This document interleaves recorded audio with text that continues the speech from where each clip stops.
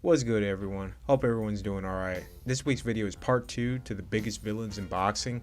In this video, we'll be discussing actual villains and also faces in the sport who purposely play the villain role to bring such matchups to a higher level of notoriety to have everyone talking about it, either because they want to see them lose or because everyone loves a well-played villain role. 2, I'm gonna beat his ass.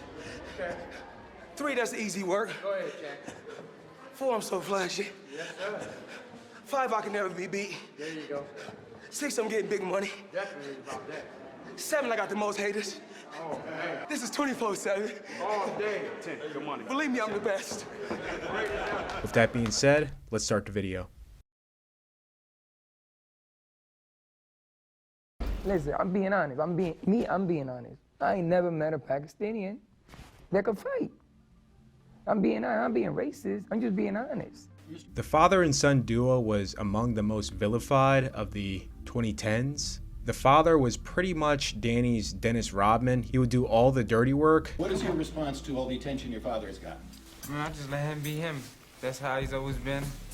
And I just sit back and enjoy it. Getting under the skin of the opposing fighters and trainers by being as belligerent as possible. All while Danny came across as the soft-spoken gentleman type. Garcia, you've carried all of the pre-fight publicity with your incendiary comments. And you must realize that the reaction among boxing media is not terribly favorable. I mean, you're being excoriated, and people are calling you an idiot, etc. So what was the point? What exactly are you looking for? It doesn't matter. It doesn't matter what they call me. I'm sure you had a purpose. Yeah. What was Well, the the purpose? purpose is this. It's the truth. The truth is the truth, and it hurts. When you speak the truth, people don't like the truth. What is the truth? The truth is that he got knocked out, and he blaming him some crazy things. Angel's pre-fight warfare will make its mark big in their upset victory against Mir Khan. They calling me racist, but Well, I mean, one of your big first lines is, quote, I've never met a Pakistani who can fight. What is well, the that's point of my that? comment. That's my opinion. It's like I never met a Puerto Rican that can't swim. Most of our viewers have never met a Pakistani. What's the point? It's not a point to it. I'm just saying what my Then you're not 49 being years of my racist while life. you say an entire nation of people, quote, can't fight. Well, listen, they burn American flags every day. Nobody say nothing. Well, a lot of people are saying plenty about it. I'm defending America. Where we at right now, where we live at. Danny wouldn't become as hated as his father till well after the Khan fight. It all took place following after the controversial Herrera fight in 2014. Danny had blatantly avoided a fight with mandatory Victor Postal. Instead of trying to unify against newly crowned IBF champion Lamont Peterson, he will accept to fight lightweight and unranked junior welterweight Rod Salka. Salka was unranked by all bodies, yet the fight was a sanctioned 12-round bout. If not for ESPN raising their concerns of obvious corruption taking place, of a massive, and I mean massive, mismatch generating outrage, this fight would have went on as a 12-round championship bout. And qualifications you have to meet to fight in a title fight. One of them is that you have to be either a top 10 rated contender, a former champion, or a current champion, among other things. He doesn't meet any of those criteria. So how is he getting this fight? Can anyone say Al Heyman? 15 guys in each one of those organizations are rated. He's not one of them. He's not even close. What is the sense of having ratings when you don't live up to your own rules? Due to the outrage, it was moved to a 10-round non-title bout, and the fight would still go forward. Danny would brutally put Salka away. This was a very preventable situation. Due to ego and piss-poor matchmaking, this led a fair majority of the fight fans to turn on Danny, labeling him a cherry picker. This was probably the highest level of cherry picking I've seen. You are the worst WBC champion on this planet, motherfucker. This is who I want to know. I don't know who you are fighting. Nobody knows who you're fighting. You're fighting a nobody. People call you cherry picker. You are the biggest cherry picker on this planet, motherfucker. You call yourself Danny the Sweet Garcia. Your name should be Danny the Farmer Garcia. No matter what Danny posted on Instagram, his post was bombarded with cherries. This was before the time you could delete comments or add a filter to disallow people from commenting certain keywords, phrases, and so on. So a good 90% of the comments were just fight fans leaving cherries on his post. This will carry on to the Keith Thurman fight. Stop fighting those eBay fighters, motherfucker. These nobodies, and fight better opponents. You ugly ass Ali G looking like farmer motherfucker. It was to a lesser extent due to posts being flagged or users being blocked outright for the cherry bombs. However, outside of the cherries, Danny had a reputation by that point having questionable scorecards. You had the Ashley Theophane fight, the first Morales fight. Morales under the assumption that the fight was even or he was up by a little bit, to find out since the fight was open scored, he was down huge on the scorecards. We're losing the damn fight. All the rounds. They gave him all the rounds. Only round one junk is giving you. All the rounds are lost. This son of a bitch, you gotta finish him. Even if you finish the fight, they're gonna give it if you're winning. The judges are gonna give it to him. This forced him to overcommit despite having success. However, this would result for him to get dropped and be more in the hole on the scorecards. But he's punching, which makes him. Oh! Down goes Eric Morales. Stunned. Fast forward to the Herrera fight, and then lastly the Peterson fight, where Garcia was caught on a hot mic saying to Peterson he lost. Which this is why Thurman said what he said in the post-fight, stating there's no robberies happening tonight, in reference to all the questionable officiating throughout Danny's career. One time became two times, baby. Ain't no robberies happening tonight. Despite all the grimy stuff happening behind closed doors, the officiating and Danny's dad, this made the Thurman fight huge coming in. I don't think it would have been this big any other way, because he's not really that much of a villain. He's more of a nice guy, but the people around him, and then also his dad, had placed him in this villain role. Bernard Hopkins, who wasn't flashy or entertaining in the ring due to his conservative defensive style, highly benefited from shock value to generate attention and hype for promotions, as well as being highly skilled in public speaking and self-promotion. Don't too much care about the pound for pounds. The Roy Jones and Pernell Whitaker, they can deal with that on themselves. But I want to be the undisputed middleweight champion of the world. We haven't had one since the 80s.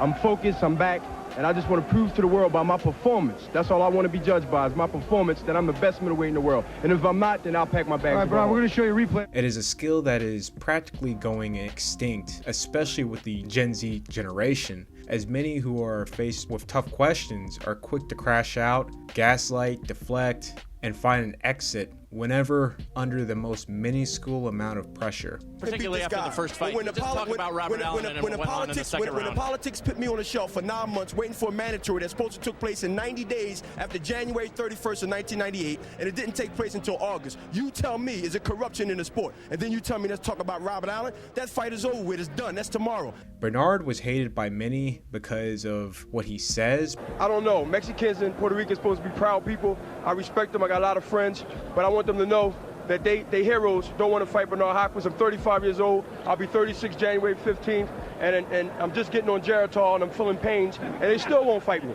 What are you hoping happens? Well, first of all, no more guaranteed knockouts, but I'll win.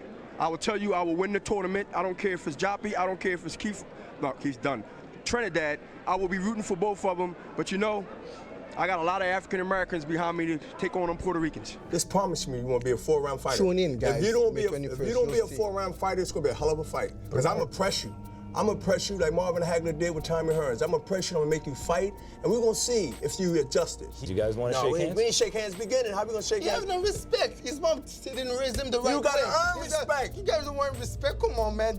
I'm your elder. Even in war, there's respect, man. I'm going to war. Even in war, there's respect. The only thing you're going to beat up is this table, so keep knocking on it. But also had hardcore supporters who appreciated his anti-establishment persona to the industry of boxing. That when things happen doesn't mean that if I'm not happy with it, that don't mean I should quit and get out of business because I'm not happy with it. I'm a guy that stand up for what's right. And there's a lot of people that's in their graves and got assassinated for standing up for what they believe is right. You might have thought they were silly for doing it. I don't know your opinion on that. You telling me I shouldn't be in the sport if I don't agree with the laws and the politics that goes in the sport, and I say you're wrong. I say that's the problem. What are you going to do to change it? It's very important about my power. By being the middleweight champion of the world, one of the best in the world. If you don't want to listen, you would give me that time. That's the reason you're doing this interview now. Thank you. When Trinidad was making his middleweight run, Don King wanted to have a tournament tailored to Trinidad to become undisputed at middleweight. This was Hopkins' chance at the spotlight after rigorous grinding, mandatory after mandatory, title defense after title defense. This was his ticket to be talked about alongside Marvin Hagler as a middleweight champion. Hopkins would make it to the finals against the favorite Tito Trinidad, and Bernard would put everything he has learned in self-promotion to the test. This would generate an insane amount of hype for this fight, with Hopkins disrespecting the flag of Puerto Rico, then to double down and do it again in Puerto Rico, where Hopkins just barely made it out of the venue and rushed out the country. He said a couple of words and banged down, "When you threw my flag, he broke the treaty." So now I went into my act, but serious. I gotta counter that. I gotta do something so risky. I hope be world news. I grabbed the flag from his hand. It literally for a second was quiet. When that flag hit that ground. The fight was won that evening or afternoon at the Roberto Coliseum. Not actually because I put the flag down. It was won because they let me leave. So they was taking me up to the balcony where I had to jump down in between the bleachers. Like I had to get down to the dugout, basically. We're trying to lock the door, but the door is like a hard move. They pushing the door, we holding the door. We gotta hold this door like this. Around the time that we needed to get out of there and get straight to the airport, which they took us, motorcade, cops on both sides, with fans and cars. They was on our ass going to the airport. This would make his win against Tito huge, even bigger, since this was the first prize fight after 9/11, which he had gained a lot of supporters on how he rose up and his love for his home nation. But in my heart, I knew that I would get another chance in life to redeem myself from what I used to be into what I am now. I can show example not only for boxing, but for people in general. Larry, I am the American dream. I am the American story. Outside of quick-witted responses to Larry Merchant, the shock value Hopkins didn't fully return to the Calzaghe promotion in 2007. Joe wanted a fight overseas. He could no longer make super middleweight, and the best man in the weight class was Bernard Hopkins, who was now the ring light heavyweight champion. Since this was before social media and Twitter, Joe found the perfect time to call out Hopkins face to face during the fight week of Hatton versus Mayweather, since Hopkins was working the fight as a promoter. He had told no one about this and flew out there on his own dollar, since his promotion and manager had other plans for him based on what they thought was feasible. The following events would lead to the famous casino video and what single-handedly sold the fight not only in America, but in the UK. I would never let a white boy What are beat you gonna me. lose? If you fight, you will lose. If you fight me, you will lose. I'll never let a white You boy will beat me. lose. You will lose, man. And you can call it any statement you It's want. all right. Anybody can print that. I would never lose to a white person. Going by Joe's accounts, he would have never been able to get a Hopkins fight if not for that altercation. Though this sold the fight well. Remember the weigh-ins and having thousands of people queue up for a weigh-in, and all the Welsh flags, Welsh banners, and Hopkins come out and they were booing him, and he must have looked in the crowd thinking, I'm fighting in my country, and it's like all Brits and that. And helped propel Calzaghe's career to Hall of Fame status, this would negatively affect Hopkins' fan base. Despite all the success and great promotions to follow, I don't think Hopkins ever recovered from the remarks he had made. Eric Morel was a hell of an amateur Golden Gloves champion and made the '96 Olympic team. He would go pro following after the Olympics, raking up 26 wins before becoming the WBA flyweight champion, making 5 defenses before being dethroned. He would move up to Superfly and challenge Martin Castile and lose by unanimous decision.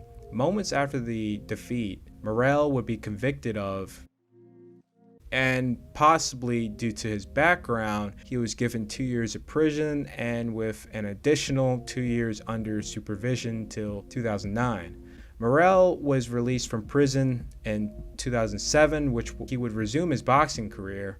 This, by all means, did not sit well with the general public and fight fans. So pretty much every fight, Morel received boos. Known as Little Hands of Steel, introducing Eric Morel. Morel would become the WBO interim champion. However, due to a string of events, his first title fight back would get canceled. Due to the climate at bantamweight, he was made to wait 2 years till 2012 to fight for a title, which was already brought into question because Abner Mares was not ranked at super bantamweight. Neither was Morel, and these two are fighting for the vacant WBC super bantamweight title. Morel was gift-wrapped a title shot, however, the fans didn't care as the future star Abner Mares was going to send him into retirement. Mares would win very wide on the cards. Morel would get another gift title shot to face IBF bantamweight champion Leo Santa Cruz, which Leo would force Morel to retire from his stool in the 5th round, and that would be Morel's final fight.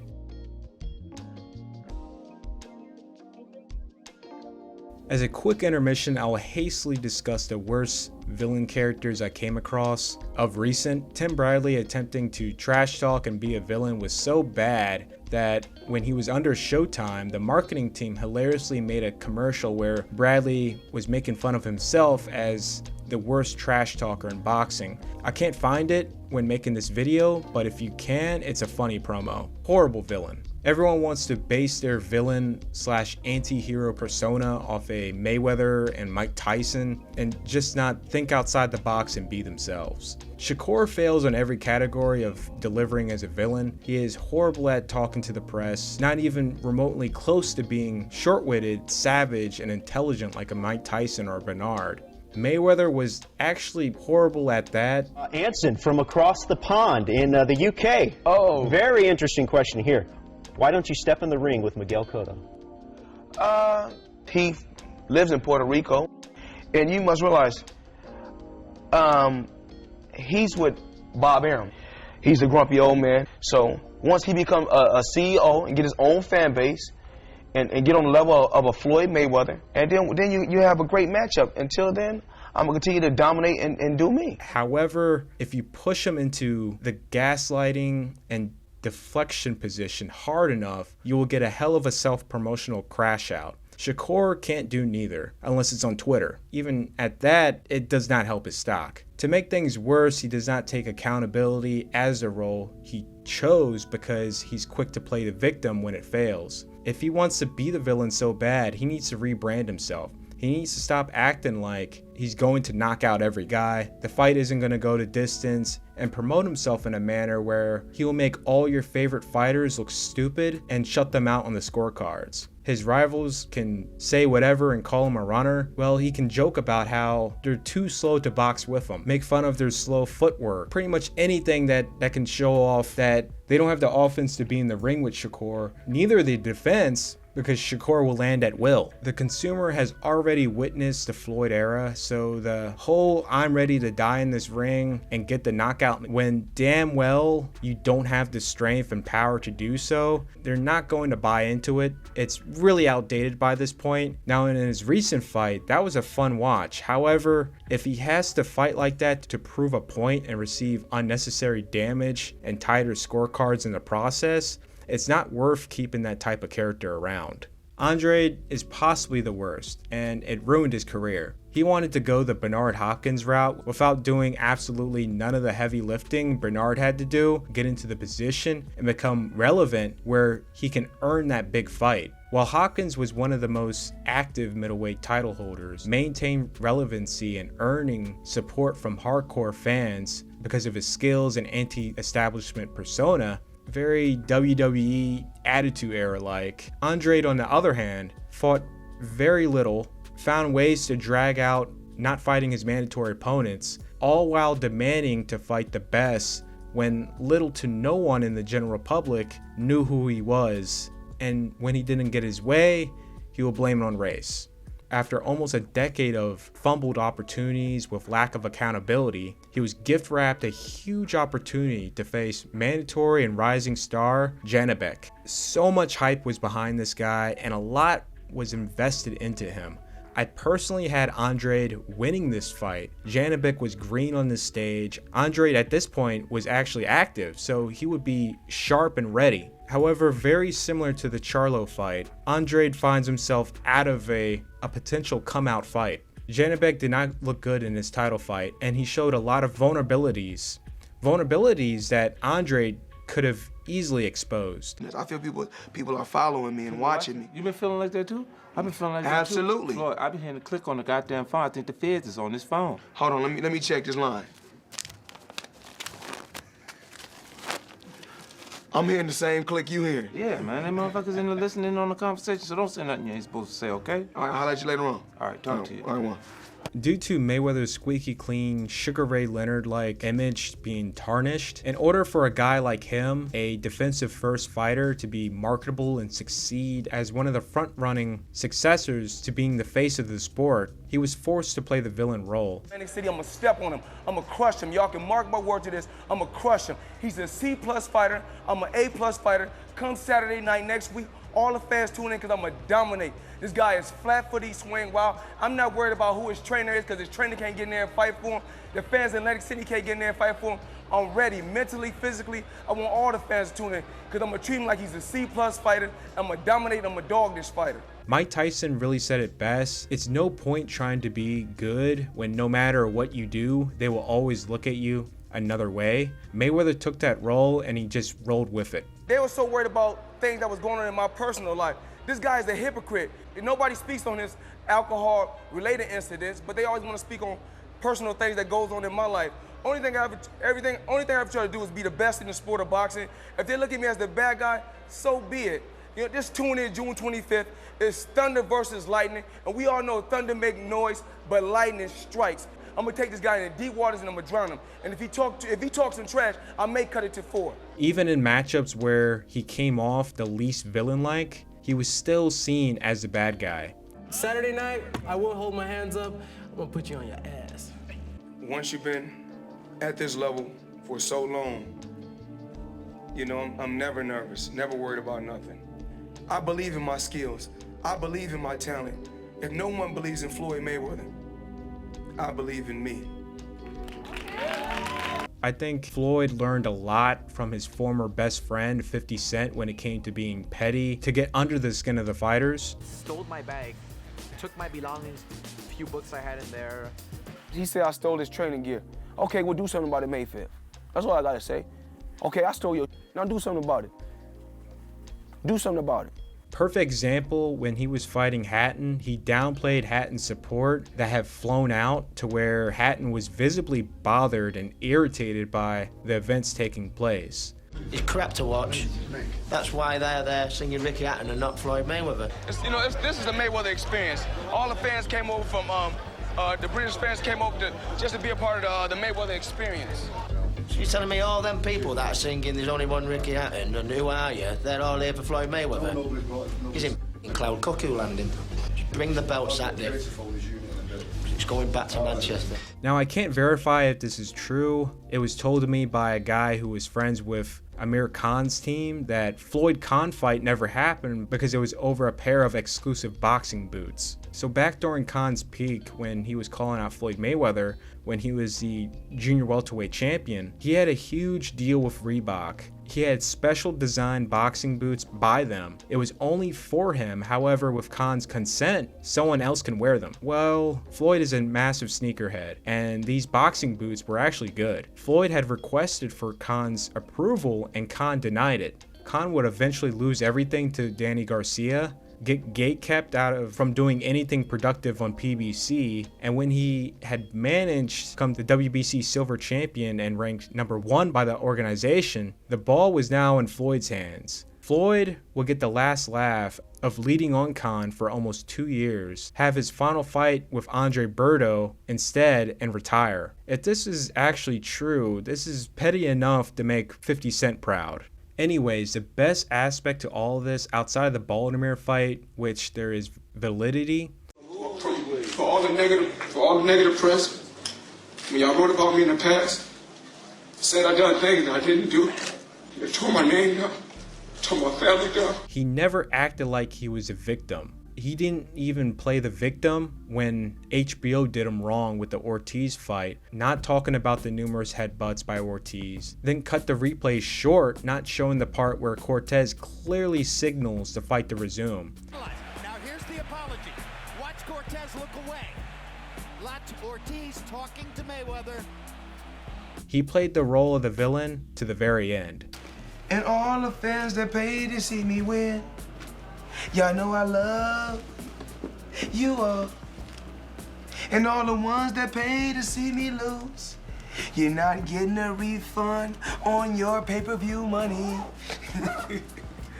'Cause it's non-refundable. This is why he got his own WWE pay-per-view. Pretty Boy and the money character, not the man, but the character, he's definitely up there as one of the best to do it. What falls short from greatness when it comes to live media, he was always good when the interviews were scripted, and if they weren't scripted, he made them memorable after being backed up to where he would crash out. That's great. You want to be Howard Cosell? Not really, but I know where you're going with that. I forgot Howard Cosell's a legend. Yeah, Okay. No, Come on, Howard Cosell is fine. I have nothing against him. I'm saying you can learn pay something. attention. Oh, I could learn something by knowing who the real champions are, and it hurts your credibility and your Pretty Boy standing in the Floyd sport live on by saying this is a ESPN. champion. One of HBO's best fighters, buy pay-per-view, come out because it's worth it. If you look at Howard Cosell or even old school wrestling promos, they were supposed to ask questions that the fans are thinking. They know of your situation, but they pretend to have no knowledge of it, so you can explain it for yourself to the uneducated viewers who don't know. All of the fellows that I've been fighting lately, would you say that they were in shape?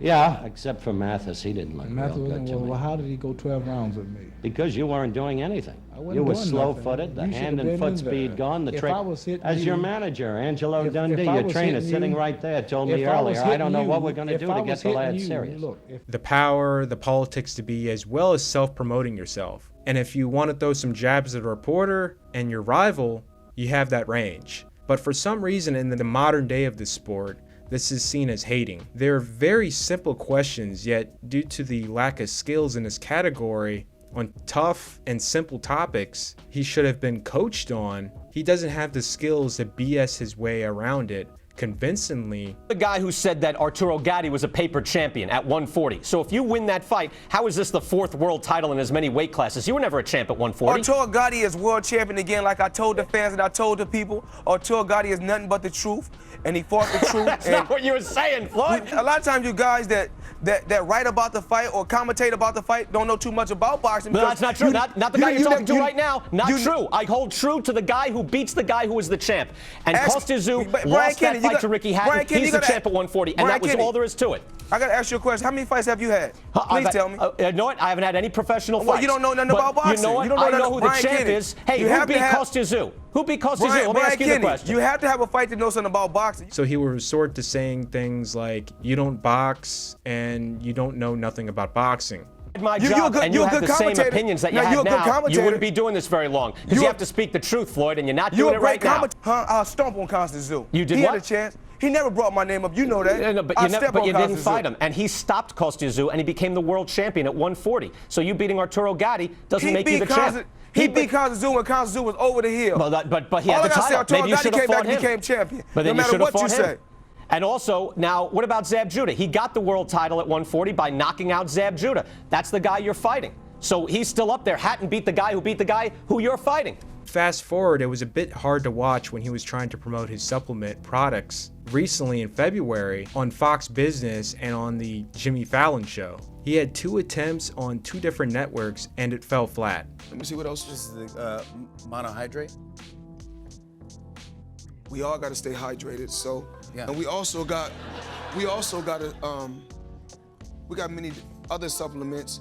Yeah, here we go. But they're great. And in conclusion, I believe if Floyd was the Sugar Ray Leonard type from before, he would have never been as profitable and groundbreaking as a prize fighter in this day and age in the sport. For a guy who has generated all his success to being as a villain, he gained a lot of love and appreciation from the fans of the fighters he had beaten.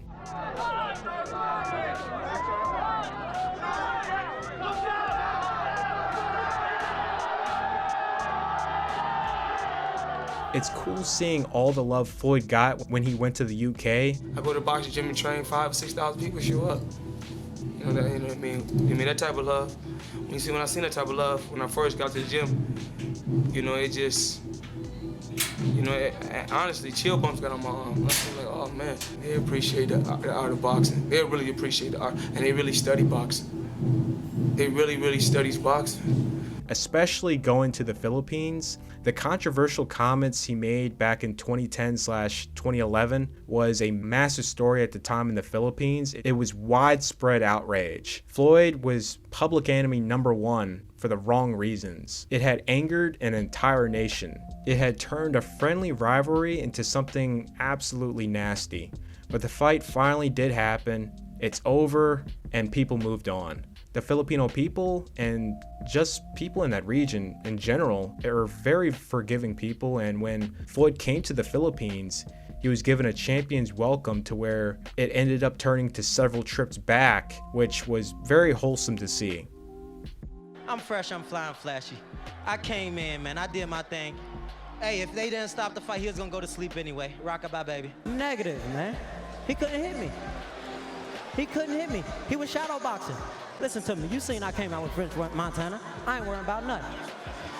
When it comes to the role and character, I think Broner is better than Floyd because he's a lot better when it came to Floyd's flaws mentioned earlier. When it comes to Americans, Broner, Spence Jr., and Terrence Crawford are the best natural talkers and self-promoters in the sport of the 2010s and on. The level of petty is multiplied with Broner, from his epic post-fight interviews, trolling his team in the process. I'm sorry, I have to do this. I have to do this on television, worldwide, international. I just got into a new relationship, but I know true love at first sight. On national TV, in front of the whole world. Adrien, Nicole Calzaghe, can you brush my hair?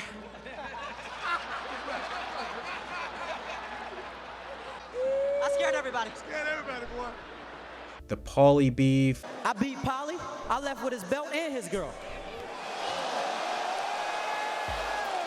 Adrien, congratulations on winning the title. Hold on, wait. Don't brag about taking my side piece. Don't brag about taking my side piece, though. Jay-Z Beyonce beef, his Instagram reel rants. Bunny ran through you. Yeah, Robert Easter ran through you, boy. Hold on, Dominic Golden ran through you. Hold on, Montana Love ran through you, boy.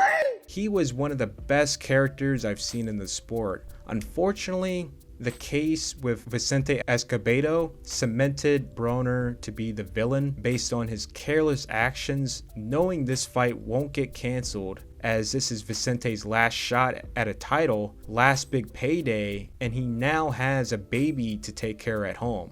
What's next for you? Go back home, spend time with my daughter and my wife, see what's next. You're very upset about the loss? Outside of that, that's probably the only reason why one will hate the villain character in the man instead of just the character. I was away from my family, my wife, and I don't know, and then just to come here and not get a fair fight, kind of really I got really emotional, as you can see. But I'm here to fight, so I keep to fight. You always give an honest effort and acquit yourself well. Thanks and good luck going forward. Jim?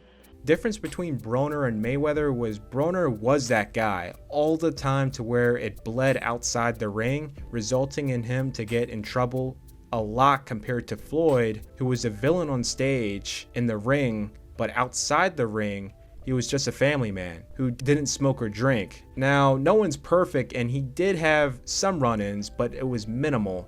But overall, it did not affect his career going forward.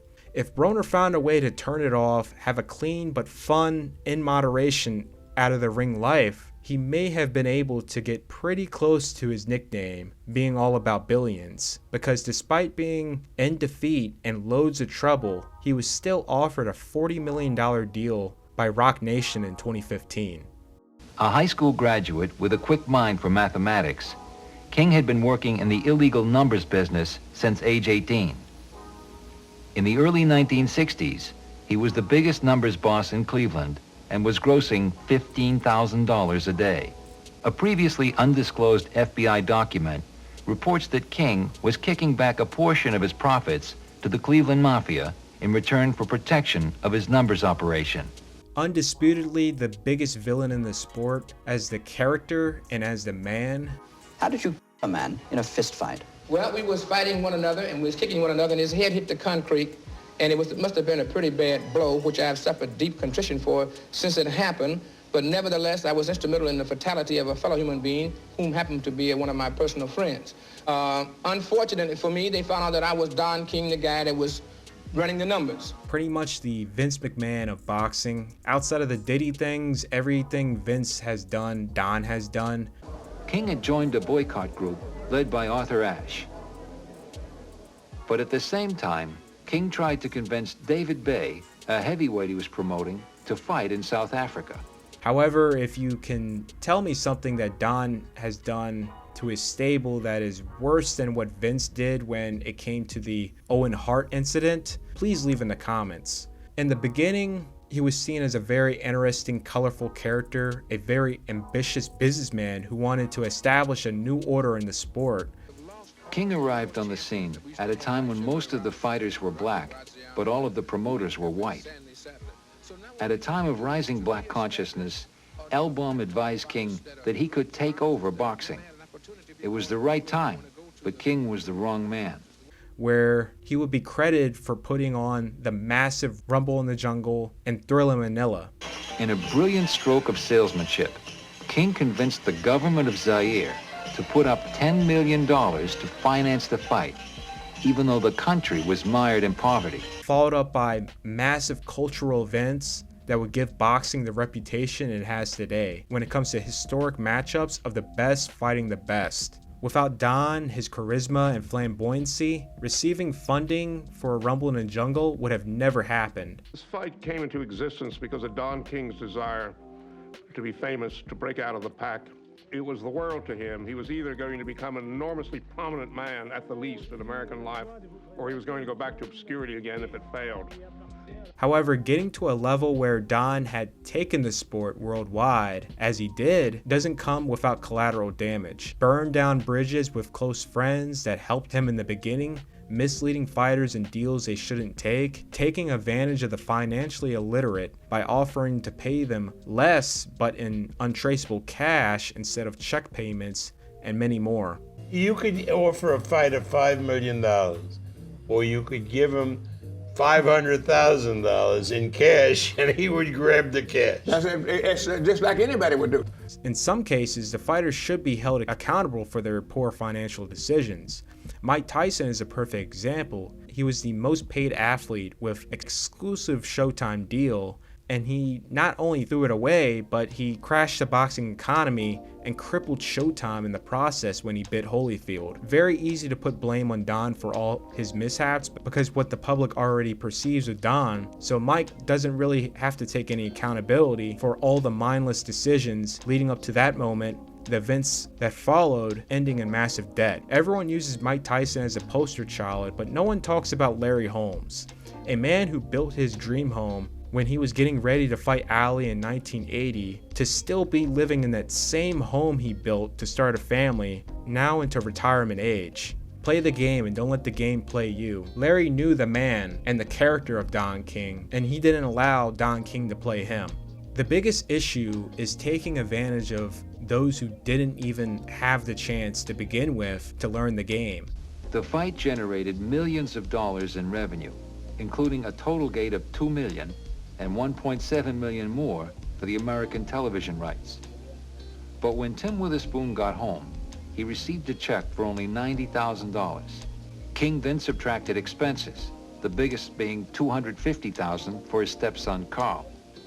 To make matters worse, Witherspoon found out that the challenger, Frank Bruno, got paid $900,000. No matter what, the degree of dirty, petty, or evil, intentionally or unintentionally, I don't think there's a single promotion in the sport that hasn't been hated and made the villain of by the fight fans. It just comes with the territory. Some of the good things they do outweigh the dirty, gray area things they committed. The best the feds could ever do was indict King in 1984 for tax evasion.